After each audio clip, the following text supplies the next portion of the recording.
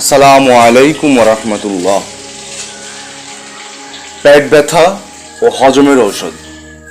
আবু হুরায়রা রাদিয়াল্লাহু তাআলা আনহু বলেন, আমি পেটে ব্যথার কারণে মসজিদে শুয়েছিলাম।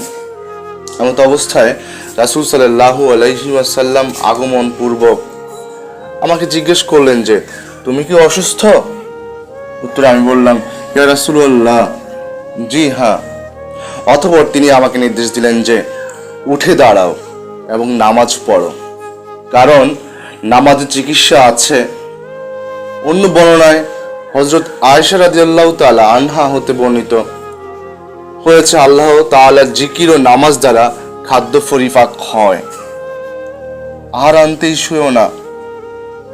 আনতেই শুয়ো না, এতে তোমাদের অন্তরে মরিচা ধরে যাবে।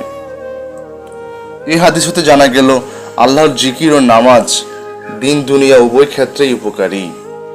হে আল্লাহ, আপনি আমাদেরকে আমল করবার জন্য কবুল করুন, মঞ্জুর করুন। আমিন।